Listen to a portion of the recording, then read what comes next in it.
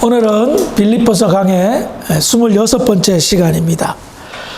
빌립보서 2장 6절의 말씀을 가지고 함께 은혜를 나누어 보겠습니다. 우리는 지난 시간에 2장 5절의 말씀을 가지고 예수님의 마음을 품을 것을 권면하는 바울의 이야기를 함께 나누었습니다.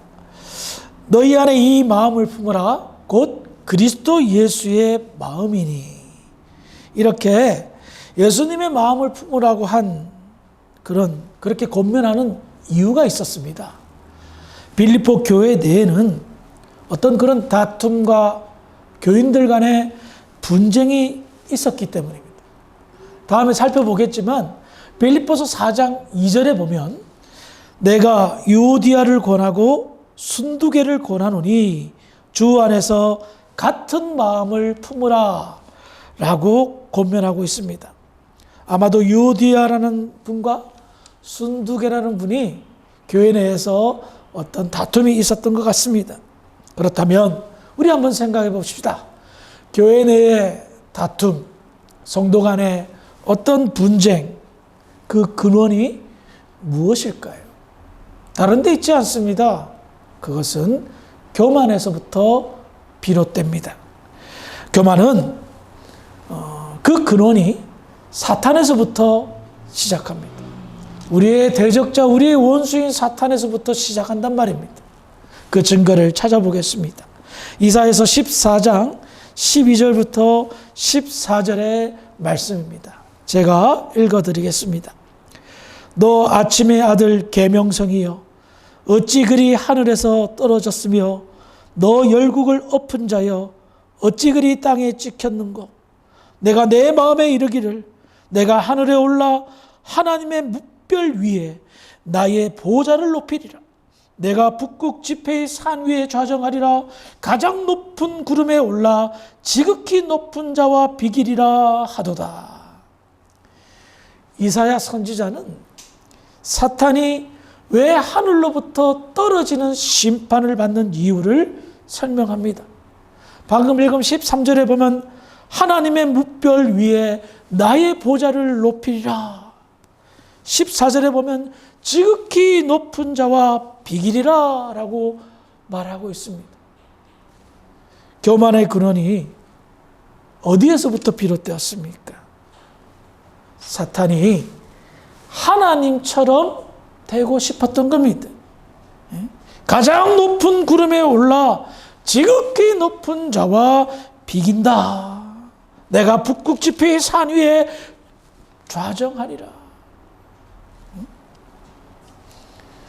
이와 같은 맥락에서 인간이 사탄의 사주를 받은 뱀의 꼬임에 어떻게 넘어갑니까? 선악을 알게 하는 그 실과를 따먹어라. 너희가 하나님처럼 될 거다. 그렇습니다. 교만의 근원은 사탄으로부터 시작되었습니다. 그리고 인간의 마음에 교만함이 들어가게 되자 인간은 범죄하고 하나님을 멀리하는 그런 죄의 시작을 알리게 됩니다. 그러므로 교회 내의 다툼도 말입니다. 제각각 다른 사정에 의해서 일어난 것처럼 보이지만 그 속내를 살펴보면 그 모든 근원이 교만함에서부터 시작한다는 겁니다. 빌립보 교회, 바울이 자랑했고 바울이 인정했던 그런 안정적이고 모범적인 교회로 자라났지만 그 안에는 또한 말 못할 속 사정이 있었던 겁니다. 인간의 교만을 다스리지 못하여 그로 말미암아 마음이 나뉘었고 교회는 하나가 되지 못했습니다. 분열되었습니다. 나뉘었습니다. 분쟁하기 시작했습니다. 순두개파로 유니개파로 나뉘기 시작했습니다. 이와 같은 상황 속에서 바울은 대안을 제시합니다. 너희 안에 이 마음을 품으라 곧 그리스도 예수의 마음이니. 바울은 분쟁의 교회, 위기의 교회를 건져낼 대안으로 예수님의 마음을 품을 것을 촉구합니다. 그리고 그 다음 6절부터 예수님의 마음은 어떤 마음인가? 예수님의 마음을 품으라고 했으니까 예수님의 마음이 어떤지 가르쳐 줘야 될 거 아닙니까? 2장 6절에 보면 그는 근본 하나님의 본체시나 하나님과 동등됨을 취할 것으로 여기지 아니하시고. 바울은 예수님의 마음을 한마디로 말해서 이렇게 말합니다. 그는 근본 하나님의 본체시나 하나님과 동등됨을 취할 것으로 여기지 아니했다. 이 말은 예수님의 성육신 사건을 이야기하고 있습니다. 예수님의 마음을 잘 알 수 있는 그것이 바로 예수님이 이 땅에 인간으로 오신 성육신 사건입니다. 솔직히 성육신 사건, 예수님이 이 땅으로 오신, 인간으로 오신 이 이야기는 신비 가운데 으뜸이라 할 수 있습니다. 그 어떤 인간의 지식으로도, 그 어떤 지성과 과학으로도 설명하기 힘든 그 사건이 바로 성육신 사건입니다. 예수님을 바울이 어떤 분이라고 말하고 있습니까? 근본 하나님의 본체. 이게 무엇입니까? 본체란 말은 본질적으로 하나님의 본질을 내적으로 소유하고 있다는 것을 말합니다. 본질적으로 하나님이라는 거예요. 한마디로 창조의 하나님, 우리 하나님 아버지라는 겁니다. 이 말씀은 삼위일체 교리의 중요한 단서를 제공하고 있습니다. 삼위일체 교리를 설명하는 것은 상당히 어렵습니다. 왜냐하면 삼위일체 교리란 하나님의 존재를 설명하기 때문입니다. 이 피조 세계에, 창조 세계에 하나님의 존재를 설명할 수 있는 것은 하나도 존재하지 않습니다. 가장 유사한 존재가 인간입니다. 그런데 우리 역시 유한한 존재라 무한하신 하나님을 온전하게 헤아리지 못하고 설명하지 못합니다. 그래서 무한하신 하나님의 존재를 아무리 잘 설명하고 가르쳐도 사실은 부족할 수밖에 없어요. 그래서 우리는 성경이 가르쳐 주는 대로 이해하고 받아들일 수밖에 없는데, 삼위일체 하나님은 첫 번째는 하나님은 한 분 하나님이라는 겁니다. 이건 굉장히 중요한 교리입니다. 하나님은 한 분입니다. 그런데 그 한 분 하나님 안에 세 분의 위격이 계세요.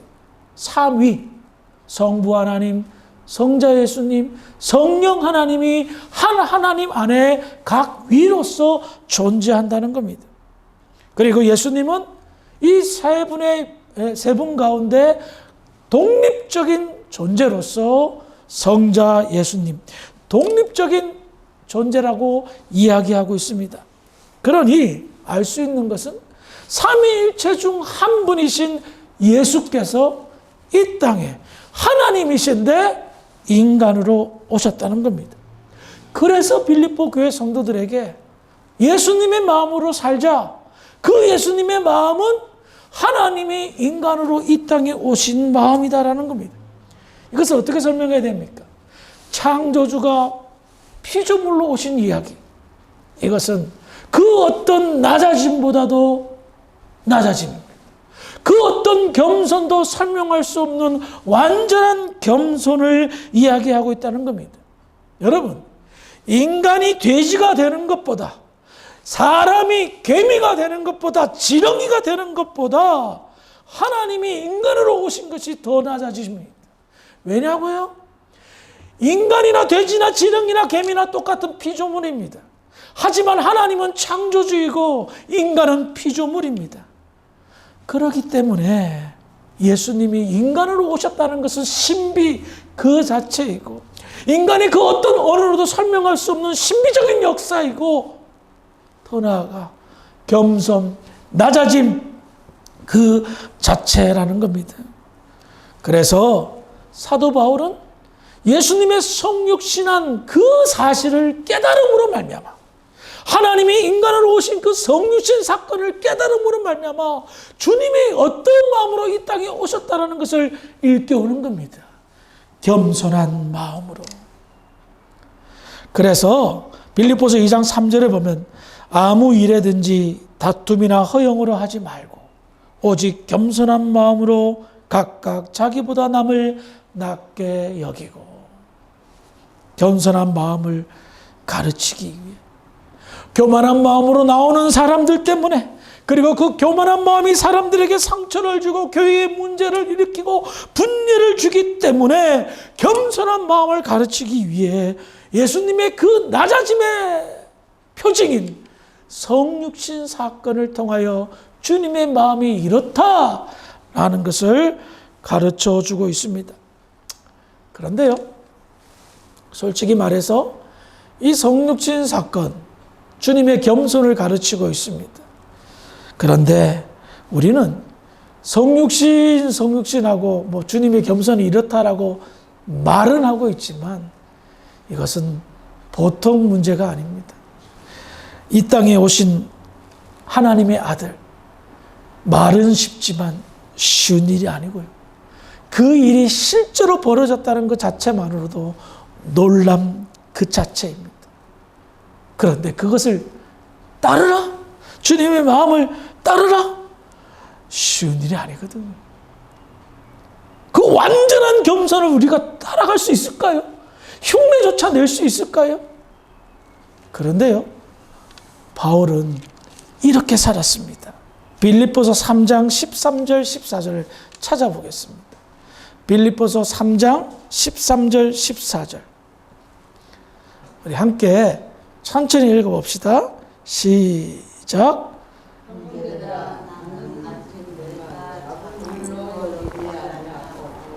오직 하나님 즉 예 있는 것을 잊어버리고 앞에 있는 것을 잡으려고 푯대를 향하여 그리스도 예수 안에서 하나님이 위에서 부르신 부름의 상을 위하여 달려가노라. 바울이 지금 성육신이라는 아주 높은 기준을 잡는 이유가 뭡니까?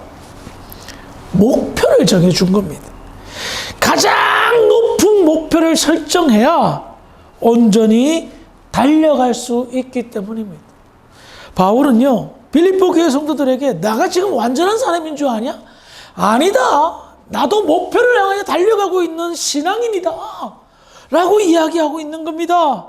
푯대를 향하여 그리스도 예수 안에서 하나님이 위에서 부르신 부름의 상을 위하여 나는 달려간다라고 선포하고 있습니다. 그래요.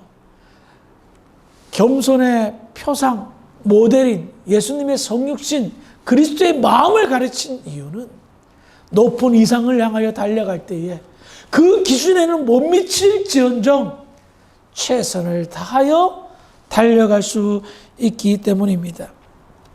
바울이 생각했을 때 빌립보 교회 성도들이 다 좋은데 한 가지 부족한 것이 있다면 교만함 때문에, 겸손한 것이 부족하다고 느꼈을 것입니다. 아마도 교회 내에는 자기 잘난 맛에 사는 그런 성도들이 있었나 봅니다. 그래서요, 바울이 빌립보서를 쓸 때에 다른 옥중 서신서인 같은 시기에 썼던 에베소서나 골로새서에는 자기 자신을 어떻게 소개하냐면 사도로 소개하고 있습니다. 그런데 유독 빌립보서에서만 자기를 어떻게 소개합니까? 그리스도 예수의 종, 노예라고 자기를 소개하고 있습니다. 아마도 이와 같은 맥락에서 겸손을 가르치기 위한 이유가 있었던 듯 싶습니다. 이 세상에서 제일 힘든 마음이 바로 예수님의 마음입니다. 그 마음을 우리가 어떻게 따라갈 수 있겠습니까? 하지만 예수님의 마음은 이 세상에서 가장 아름다운 마음이며 가치 있는 복된 마음입니다. 가치가 있는 것에 사람들은 관심을 가집니다. 돈이 가치가 있다고 여기기에 돈을 벌고 돈을 모으고, 금이 가치가 있다고 여기기에 금을 모으고, 이 나라는 달러가 가치가 있기 때문에 달러를 모으려고 합니다. 그러나 그리스도인들은 세상적인 가치 위에 더 가치 있는 것을 주목해야 됩니다. 그것은 바로 그리스도의 마음을 품고 마음을 흉내내며 사는 것입니다. 예수님의 마음은 근본 하나님의 본체였습니다. 본질적으로 하나님이었습니다. 그런데 동등됨을 취하지 않았습니다. 그리고 이 땅에 가장 낮고 천한 인간의 모습으로 오셨습니다. 그리하여 주님의 겸손한 마음이 어떤 결과를 나타냈습니까? 성육신하신 예수님, 그 겸손하신 예수님을 통하여 어떤 역사가 나타났습니까? 구원의 역사, 하나님의 구원의 역사가 나타난 겁니다. 죽을 수밖에 없었던 저와 여러분들이 예수를 믿음으로 말미암아 심판에서 구원으로, 저주의 사람들에서 하나님의 자녀로 변화되는 놀라운 축복의 역사가 나타났습니다. 주님의 겸손의 마음은 하나님의 소원을 풀어드렸습니다. 우리를 가장 축복해야 되는 그런 역사의 출발점이 되었습니다. 그러니 저와 여러분들이 예수의 마음을 담는다면, 성육신하신 그리스도의 마음을 우리가 조금이라도 따라하며 나아간다면 어떤 일이 일어나겠습니까? 놀라운 일이 일어나지 않겠습니까? 겸손한 자들이 세움을 받는 교회가 하나님이 기뻐하는 교회며, 그 안에 작은 하나님의 나라인 천국이 만들어질 것이고, 교회의 분위기는 사랑이 넘치고 평화가 넘치고 웃음과 미소가 끊기지 않는 그런 교회가 될 것입니다. 교만한 사람들이 있다면 그 사람 한 사람으로 인해서 우리의 인상은 찌푸러질 수가 있고 우리의 마음은 답답하고 다칠 수가 있을 것입니다.